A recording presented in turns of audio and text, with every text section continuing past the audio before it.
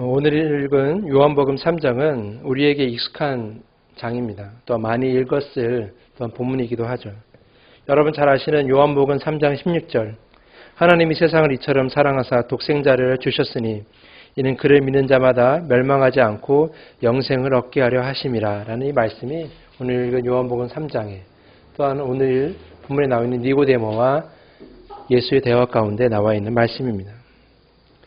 요한복음 3장은 신학적으로 여러 가지 의미가 있는 말씀입니다. 그래서 개인적인 주석이나 혹은 여러 서적을 봐도 요한복음 3장에 대해서 굉장히 많은 분량으로 이야기를 하고 있습니다. 그만큼 또 어렵다는 이야기죠. 그런데 오늘 본문 말씀을 신학적 관점보다는 저는 인물에 집중해서 이 말씀을 보고자 합니다. 바로 예수님과 함께하고 있는 바로 니고데모라는 인물을 말이죠. 1절 보면 이렇게 기록하고 있습니다. 니고데모가 하는 사람이 있으니 그는 유대인의 지도자라라고 이렇게 기록하고 있죠. 이 부분을 다른 사본에 보면은 그 유대인의 지도자 혹은 사내들인 공회원이라는 이름으로 이렇게 해석된 그런 사본도 있다고 합니다. 결국 그 니고데모라는 사람이 사내들인 공회원의 일부였다라는 것을 우리가 짐작할 수 있는 거죠. 이 사내들이라는 이 사내들이는 무엇이냐면 그 당시 각 이스라엘 지역의 도시들마다 사내들이는 공회가 있었는데 이것은 각 지방은 23명 그리고 예루살렘 지역은 70명 혹은 71명으로 구성되어 있는 하나의 의회라고 볼 수 있는 거죠. 이 의회는 유대 사회의 최고 법원이자 또한 자치기구로서의 역할을 하는 곳이 바로 사내들인이었습니다. 사내들인은 유대 사회에 나타나는 여러 가지 갈등을 조정하는 역할을 했을 뿐만 아니라 또한 재판권도 가지고 있었으며 형벌을 집행할 권한도 가지고 있었다는 거죠. 지금 우리가 생각해 보면 법원이나 혹은 국회나 이런 그 권한을 다 가지고 있었던 것이 바로 사내들인이었다는 겁니다. 근데 오늘 예수를 찾아온 니고데모가 그 사내들인의 공회, 특별히 예루살렘에 있는 가장 최고의 권위를 갖고 있는 그 예루살렘의 사내들인의 공회원의 회원이었다라는 거죠. 지금 말하면 대법관이나 혹은 정치인, 국회의원 또는 또 아주 유명한 대학의 교수 또 뛰어난 학식을 가진 사람이라고 표현할 수 있는 거죠. 특별히 율법, 하나님의 말씀이 기초가 되고 문화가 되는 그 이스라엘 문화 속에서 하나님의 말씀을 연구하고 가르치고 또 그 말씀에 비추어 사람을 재판하고 이런 사람이라는 것은 굉장한 권위를 가졌다고 해도 과언이 아닐 것입니다.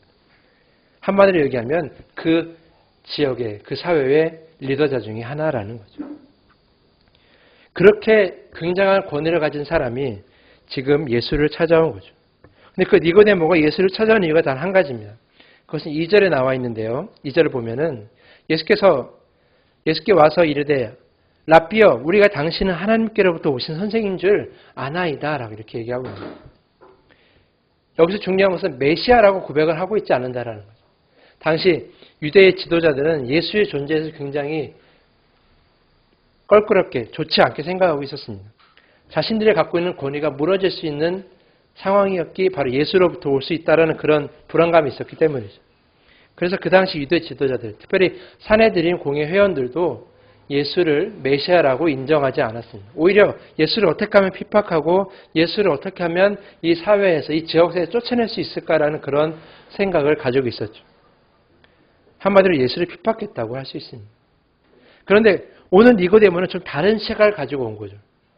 메시아는 아니지만 그러나 자신들이 보기에 우리와 함께 공부할 만한, 우리와 함께 학식을 견주할 만한 그러한 사람으로 보고 있었다는 거죠. 그래서 2절에 나와 있는 바로 라삐여. 그 라삐는 그 당시 선생님을 두고 얘기하는 말이거든요. 그래서 선생님이여 라고 이렇게 얘기한 것은 당신은 저와 견줄 만한, 당신은 나와 함께 하나님의 말씀에 대해서 같이 연구하고 공부할 만한 그런 사람입니다라고 인정하고 지금 찾아간 거라고 할 수 있는 겁니다. 그런데 여기 보면 우리가 당신은 이라고 표현하는 걸 봤을 때 이 생각이 니고데모 한 사람의 생각은 아니었다는 거죠. 니고데모가 대표로 오긴 했지만 예수가 좀 학식 있고 좀 그리고 하나님의 말씀을 잘 아는 그러한 선생님의 견줄 만한 사람이구나. 이 선생님이 하나님께서 보내신 정말 참된 선생님인 거라고 인정하고 있다는 거죠. 여러 무리가 있었다라는 겁니다. 그런데 이렇게 생각을 가지고 찾아온 니고데모에게 예수님은 굉장히 뜻밖의 말을 하고 있는 겁니다. 3절 봅니다. 예수께서 대답하여 이르시되 진실로 진실로 내게 이르노니 사람이 거듭나지 아니하면 하나님 나라를 볼 수 없느니라 라는 거예요. 여기서 진실로 진실로라는 말은 제가 예전에도 말씀드렸지만 복음서에 예수님께서 진실로 진실로라는 말을 하시고 하는 말씀은 굉장히 중요한 말씀입니다. 굉장히 강조하는 말씀이라는 거죠. 그리고 이렇게 얘기합니다. 네가 거듭나지 아니하면 하나님 나라를 볼 수 없다라는 거죠. 5절에도 보면 똑같이 얘기하시는데요. 진실로 진실로 내게 이르노니 물과 성령으로 나지 않으면 하나님 나라에 들어갈 수 없다라고 이렇게 얘기합니다. 자, 하나님 나라에 들어갈 수 없다. 또는 3절에 하나님 나라에 볼 수 없다. 이 말은 공통적으로 이 뜻을 담고 있는 거죠. 너는 하나님과 아무런 관계가 없다는. 그런데 이 말씀은 니고데모에게 굉장히 큰 충격이었습니다. 왜냐하면 아까도 제가 말씀드린 대로 그는 그 당시 문화적으로 비춰봤을 때 하나님의 말씀에 관한 최고의 권위를 갖고 있는 사람입니다. 최고의 교수였고 최고의 선생님이었고 또한 최고의 지도자였다라는 그런 자에게 예수께서 얘기하는 거죠. 너는 하나님과 아무런 관계가 없다. 얼마나 큰 충격이 아니었을까요? 만약 저한테 예수님께서 와오셔가지고 야 너는 너와 나와 아무런 관계가 아니다. 너는 하나님과 아무런 관계가 아니다라고 얘기하면 아마 저는 큰 충격을 받겠죠. 근데 이런 저의 말씀을 듣고 있는 여러분도 큰 충격이겠죠.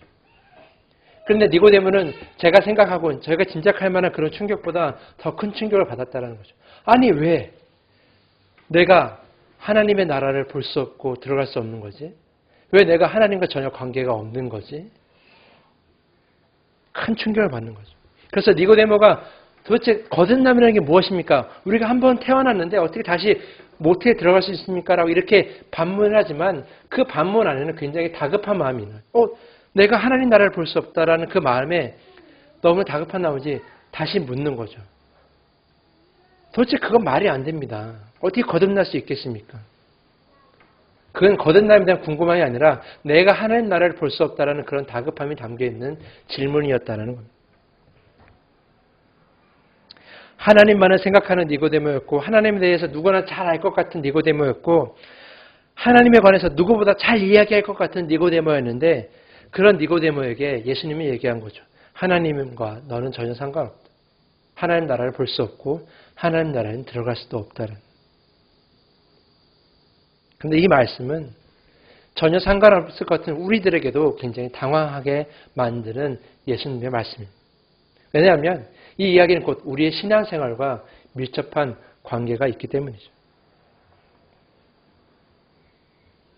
제가 이전에 사역하던 교회에서 1년에 한 번씩 그 지방에서 성경 다독한 사람들 선물을 줬거든요. 그래서 조사를 합니다. 당신네 교회에서 성경을 가장 많이 읽은 사람, 10독 이상 한 사람 있으면 이렇게 써서 제출하라. 그러면 우리가 지방에서 시상을 하겠다. 이렇게 얘기를 하거든요. 그런데 제가 사역하고 있던 교회에 10번도 굉장히 많이 읽은 거거든요. 사실 저도 10번 읽으려면 잘 못 읽거든요. 근데 1년에 70독을 했다고 말씀하시는 분이 계셨어요. 그걸 매년 70독을 했다고 얘기를 하시는 거예요. 그래가지고 최고 성경 다독상으로 매년 성경 선물을 받으셨어요. 근데 우리가 그걸 확인할 수는 없죠. 정말 70번 읽으셨습니까?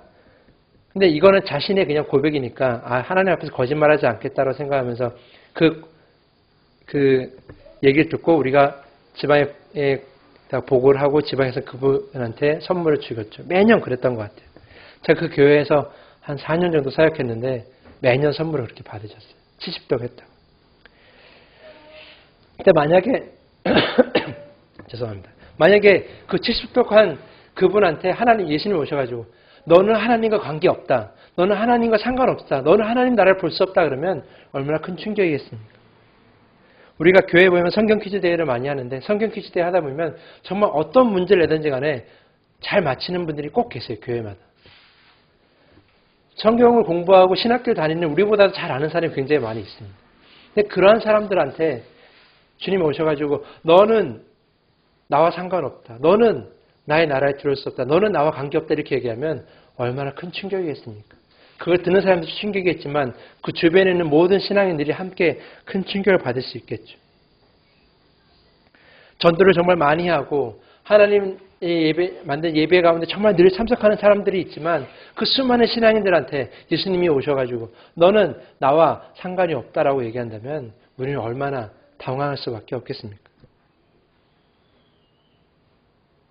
그런데요, 예수님은 이런 비슷한 말을 한번 하신 적이 있으십니다. 마태복음 7장 21절에 31절 말씀, 마태복음 7장 21에서 23절 말씀 보면 나더러 주여 주여 하는 자마다 다 천국에 들어갈 것이 아니요 다만 하늘에 계신 내 아버지의 뜻대로 행하는 자야 들어가리라. 그날에 많은 사람이 나더러 이르되 주여 주여 우리가 주의 이름으로 선지자를 노릇하며 주의 이름으로 귀신을 쫓아내며 주의 이름으로 많은 권능을 행하지 아니하였나이까 하리니 그때 내가 그들에게 밝히 말하되 내가 너희를 도무지 알지 못하니 불법을 행하는 자들아 내게서 떠나가라 하리라 라고 이렇게 말씀하셨다는 거예요. 주여 주여 많이 하고 내가 하나님께 예배를 많이 드리고 하나님을 따라서 전도도 많이 하고 뜻을 따라 전도도 많이 하고 다 했지만 주님께서는 마지막 날에 우리에게 말씀하실 수 있다는 거죠. 내가 너를 도무지 알지 못한다라는 거예요. 지금 오늘 니고데모가 갖고 있는 그러한 당황스러움도 똑같다라는 거죠. 하나님의 말씀을 많이 알고 하나님의 말씀을 많이 연구했고 하나님의 말씀을 잘 가르쳤던 사람이었지만 그러나 그도 예수님 앞에서는 너는 하나님과 관계 없다라는 말을 들을 수밖에 없었다라는 거예요. 그리고 이 예수님 말씀은 우리의 신앙생활 가운데도 똑같이 적용된다라는 거죠. 예수님은 우리를 향해서 말씀하실 수도 있다라는 겁니다. 내가 너를 도무지 알지 못한. 지금 이렇게 예배 드리는 우리를 향해서도 말씀하실 수 있다라는 거죠. 중요한 건 이겁니다. 성경을 읽고 전도하고 예배를 드리고 찬양하고 기도하고 이런 것들이 나쁘다라는 것이 아니라 그것을 하지 말라는 얘기가 아니라는 거죠. 중요한 것은 그것이 전부가 아니다. 그것으로는 부족하다라는 거죠. 우리는 이걸 기억해야 된다는 거죠. 근데 우리는 가끔 착하게 빠져 사는 거죠. 많이 봉사하고 많이 전도하고 많이 성경 말씀 읽고 많은 수의 예배를 참여하면 그것이 전부인 줄 알고 있다는 거예요. 예수님은 니고데모를 통해서 우리에게 말씀하고 계시는 거죠. 그것이 전부가 아니다라는 거예요. 그것이 필요하지만 그것이 다가 아니다. 그것으로는 부족하다라고 이렇게 말씀하고 계시는 거죠.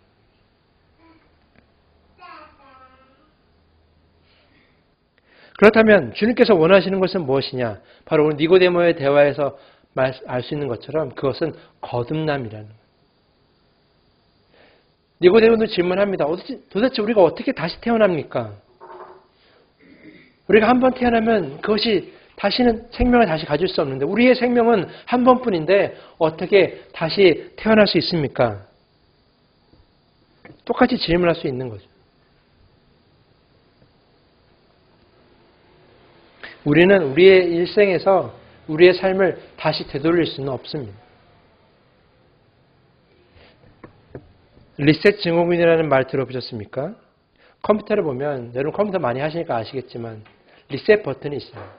컴퓨터가 오류가 생기거나 컴퓨터 갑자기 멈췄거나 컴퓨터가 막 갑자기 이상한 화면이 나왔을 때 그 리셋 버튼을 누르면 컴퓨터가 다시 재부팅하는 거죠.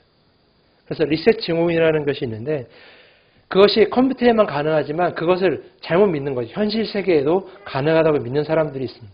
그것을 믿는 사람들을 리셋 증후군을 앓고 있다고 얘기합니다. 우리의 삶이 버튼 한 번으로 다시 한번 처음으로 되돌릴 수 있다는 거예요. 내가 지었던 죄, 내가 잘못했던 길을 버튼 하나로 다시 처음으로 다시 출발선에 서서 갈 수 있다라고 생각하는 사람들이 많이 있다. 컴퓨터를 많이 하거나 인터넷을 많이 해서 겪는 병 중에 하나라고 얘기합니다.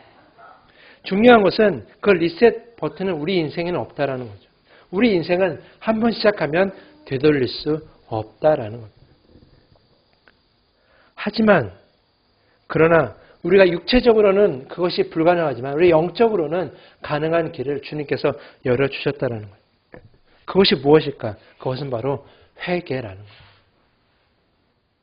우리의 잘못을 인정하고 돌이키는 것이 우리의 거듭남의 방법이라는 거예요. 요한일서 1장 9절에 보면 요한은 이렇게 얘기합니다. 만일 우리가 우리의 죄를 자백하면 그는 미쁘시고 의로우사 우리의 죄를 사하시며 우리를 모든 불의에서 깨끗게 하실 것이요라고 이렇게 말씀하고 계십니다. 우리가 지었던 죄, 우리가 잘못 기렸던 모든 것들을 우리가 그것을 우리 인생사에서 지울 수 없지만 그것을 지워주시는 분, 그것을 없다라고 인정해 주시는 분이 계신데 그것은 바로 누구시냐? 바로 우리의 예수 주님이라는 거죠. 주님께서는 우리가 그 죄를 자백하고 돌이키고 고백하면 그것을 너희가 회개하였사오니 너가 회개했으니까 내가 그것을 없다라고 인정해 준다라는 거예요. 그것이 바로 칭의라는 거죠. 의롭다 함을 여기면 받는 거예요. 죄는 있지만 죄가 없다라고 여기는 받는 거예요. 그래서 고린도후서 5장 17절 말씀에 바울은 이야기하고 있습니다. 누구든지 그리스도 안에 있으면 새로운 피조물이라 이전 것은 지나갔으니 보라 새 것이 되었도다라고 말합니다. 그러니까 우리가 이전 것은 다 잊어버리고 새 것이 되는 방법은 우리의 인생에서는 불가능합니다. 다시 태어나는 것은 우리 육체적으로는 불가능하죠. 그러나 이 주님 앞에서 우리가 영적으로 다시 태어날 수 있는 방법이 있는데 그것은 무엇이냐? 바로 회개라는 거예요. 그리스도 안에서 우리가 회개하면 주님께서 그것을 다 없애버린 것을 인정해 주시고 너희가 다시 새 출발하게끔 만들어 주신다라는 거예요. 그러면 우리가 거듭나는 것, 리셋하는 방법은 단 한 가지라는 거죠. 그것이 무엇이냐? 바로 회개라는 거예요. 우리의 잘못을 인정하고 돌이키고 그 길을 다시 가지 않도록 우리가 고백하는 것. 그것이 바로 회개라는 거예요. 회개는요. 철저하게 우리가 나 자신이 내 인생을 되돌아보면 회개해야 됩니다. 회개는 다 같이 하는 것이 아닙니다. 감리교 내에서 지난 9월 초에 회개운동이라고 해서 잠시 어디 체육관에 모여가지고 어른들 모이고 청년들 모여가지고 회개운동을 했습니다. 모여서 철저하게 회개운동했다고 회개하는 기도를 드렸다고 또 회개하는 선언문을 했다고 신문이나 이런 그 교계 뉴스에 많이 뉴스를 했습니다. 저는 굉장히 좋은 현상이라고 생각했습니다. 왜냐하면 우리 기독교에 대한 감리의 감리교회가 어떤 사람들의 욕심으로 인해서 굉장히 분열되어 있었거든요. 근데 우리가 최근에 그것이 다시 봉합되면서 사람들이 회개로서 다시 한번 시작하자는 마음을 갖게 된 거죠. 그래서 그 회개 운동을 하게 되었습니다. 다 함께 모여서 뜨겁게 눈물을 흘리며 회개했습니다. 저는 그것이 좋은 집회였고 좋은 모습이었다고 생각합니다. 그러나 제가 좀 아쉬웠던 게 하나 있어요. 만약에 정말 회개 운동을 했다면 자신들이 이러한 잘못을 했다는 그 회개를 직접 말하는 사람들이 나타났어야 된다는 거죠. 내가 이러이러한 잘못을 해서 이 감리교의 분열의 원인이었습니다라고 이렇게 말할 수 있는 사람들이 나타내야 된다는 거예요. 그렇게 말하는 사람은 나타나지 않고 그저 회개합시다라고 이야기한다는 거예요. 회개는 함께 하는 것이 아닙니다. 회개는 우리가 하는 것이 아닙니다. 회개는 내가 하는 거죠. 주님께서 우리에게 거듭나라고 말씀하신 것은 너가 직접 회개하라는 거죠. 네 인생을 되돌아보고 네 지나간 인생을 되돌아보면서 돌이켜야 될 것이 있으면 이 시간에 고백하고 자백하고 돌이키라는 거죠. 그것이 없다면 너희가 아무리 예배를 드리고 아무리 기도하고 아무리 많은 말씀을 읽는다고 할지라도 너는 그것을 가지고 하나님과 함께나 하나님과 관계한다라고 말할 수 없다라는 겁니다. 철저하게 그리고 처절하게 정말 우리가 회개해야 된다라는 거죠. 혹시 여러분들은 신앙생활하면서 그 회개에 대해서 혹시 중요하지 않게 생각하지는 않았습니까? 어떤 목사님은 이야기합니다. 너무 사람들을 죄의식 갖게 하는 거 아니냐. 좀 편안하게 해줘야 되는 거 아니냐 하고 이렇게 이야기합니다. 그러나 그 마음이 우리 한국교회를 너무나 어렵게 만들어 왔습니다. 철저하게 회개해야 되는 것에 대해서 너무나 강조하지 못했다라는 거죠. 회개에 대해서 얘기하는 것은 결코 어려운 일은 아닙니다. 페이스북에 보니까 어떤 목회자님분이 자신의 설교 가운데 죄에 대해서 설교했다라는 것에 대해서 이야기하시더라고요. 그것에서 어려움에 대해 얘기하시면서 그러나 그 회개를 그 설교를 통해서 많은 사람들이 돌이켰고 많은 사람들이 은혜를 받았다고 얘기를 그 고백을 하는 걸 제가 페이스북에서 본 적이 있습니다. 회개에 대해서 얘기하는 것은 굉장히 어렵습니다. 여러분의 죄에 대해서 얘기하는 건 굉장히 어렵습니다. 왜냐하면 여기서 서서 이야기하는 저조차도 돌이켜야 될 것이 너무나 많이 있습니다. 여러분께 말씀드릴 수 없을 정도의 그런 부끄럽고 지저분한 죄악들의 모습들이 저한테도 있다라는. 그렇기 때문에 죄에 대해서 얘기하는 것은 굉장히 어려운 일입니다. 그런데 그럼에도 불구하고 제가 이렇게 얘기하는 이유는 우리가 하나님과 함께하기 위해서는, 우리가 하나님과 관계를 맺기 위해서는, 우리가 하나님께 진정으로 예배드리기 위해서는 가장 중요한 것은 우리의 거듭남, 회개를 통한 우리의 거듭남이 필요하기 때문이라는 거죠. 그 거듭남이 한 번으로 이루어지는 것이 아니라 우리가 삶을 살아가면서 수많은 죄를 짓고 살아가기 때문에 그 죄에서 우리가 한 번에 벗어날 수 없기 때문에 우리의 그 거듭남은 계속해서 이루어져야 한다는 거죠. 한 번의 회개로 끝나는 건 그건 이단입니다. 그런 이단도 지금 존재하고 있지만 한 번 회개하면 끝이다. 그건 이단인 거죠. 회개는 우리가 계속해서 이루어져야 됩니다. 우리의 거듭남은 계속해서 이루어져야 된다는 거예요. 뭘 통해서 우리가 진정 회개하는 마음을 통해서 이루어져야 된다는 거죠. 그래서 저는 담없는 교회가 조금 여러분께서 삶을 돌이키고 삶을 돌아보는데 도움을 주고자 저희가 다음 주에부터 여러분의 삶의 체크리스트를 만들어 드리려고 합니다. 다음 주부터 주보가 좀 바뀔 겁니다. 좀 더 커진 모양으로 바뀔 텐데 여러분의 삶을 되돌아볼 수 있고 내가 오늘 어떤 삶을 살았고 어떤 삶을 회개해야 되는가에 대해서 체크하는 것. 그리고 지난주에 들었던 말씀을 우리가 어떻게 적용하고 살아가는가에 대해서 체크하는 그런 부분들에 대해서 그 주보를 통해서 여러분들이 한 주 동안 할 수 있도록 제가 여러분께 도움을 드리고자 하는 거죠. 저는 그걸 통해서 여러분들이 조금이라도 하나님 앞에 돌이키는 삶을 살 수 있었으면 좋겠습니다. 그리고 여러분들이 담없는 교회 신앙생활을 통해서 진정 거듭남의 삶이란 무엇인지에 대해서 좀 알고 계셨으면 좋겠다는 거죠. 진정 거듭나는 것이 봉사 많이 하고 성경 많이 읽고 기도 많이 하고 예배 많이 드려요. 물론 그것도 됩니다. 그러나 진짜 거듭남은 여러분의 진정한 회개에 있다라는 걸 여러분이 잊지 않으셨으면 좋겠습니다. 니고데모에게 했던 예수님의 말씀, 너가 정말 하나님 나라에 들어갈 수 없다, 하나님을 볼 수 없다는 말이 지금 우리에게도 들려주고 있다는 거죠. 그럼 우리는 당황하는 것을 끝나는 것이 아니라 돌이켜 봐야 되는 거죠. 내가 다시 태어난다면, 내가 거듭난다면 내가 지금 변해야 할 것이 무엇인가? 내가 지금 바꿔야 될 것이 무엇인가? 나의 이기심인가? 나의 교만인가? 혹은 내가 물질을 사랑하는 마음인가? 혹은 나 자신만을 믿는 마음인가? 무엇이 바뀌어야 될지를 여러분이 고민해 보셔야 된다는 거죠. 그러면 그러한 삶의 돌이킴이, 그런 철저한 삶의 돌이킴이 여러분을 더욱더 하나님께 인도할 것입니다. 여러분이 그러한 삶을 살 수 있기를 간절히 부탁을 드리겠습니다. 이제 말씀을 마치려고 합니다. 요한복음 7장, 오늘 읽은 말씀 3장의 뒷부분을 보면 예수님께서 유대인들 지도자들에게 핍박받는 부분이 나옵니다. 그 가운데에 니고데모가 다시 등장합니다. 그리고 그렇게 얘기합니다. 7장 51절 말씀에 이렇게 얘기합니다. 니고데모가. 우리 율법은 사람의 말을 듣고 그 행한 것을 알기 전에 심판하느냐라고 이렇게 얘기합니다. 이 말이 무슨 말이냐면 예수를 핍박하고 예수에 대해서 잘못 오해하고 있는 많은 사람들을 향해서 니고데모가 변론하고 있는 거죠. 예수님에게 기회를 줘야 한다. 예수님의 이야기를 들어봐야 되고 예수님이 행했던 그 모든 것들 우리가 자세히 살펴봐야 된다라고 니고데모가 이야기하고 있는 거죠. 이 말씀을 제가 여러분께 드리는 이유가 무엇이냐면 요한복음 3장에서 예수님께서 니고데모에게 했던 말씀, 거듭나야 되겠다라는 그 말을 들은 니고데모가 7장에 나와서 그 사람들과 다른 이야기를 하고 있다라는 거죠. 이것이 무슨 의미입니까? 니고데모가 변했다라는 거죠. 저는 이 말이 굉장히 중요하다고 생각합니다. 3장부터 7장 사이에 니고데모가 등장하지 않았지만 니고데모는 예수님의 말씀, 거듭나야 하겠다는 그 말씀을 듣고 그는 굉장히 고민했을 겁니다. 어떻게 거듭나야 되나? 도대체 물과 성령을 나는 것이 무엇인가?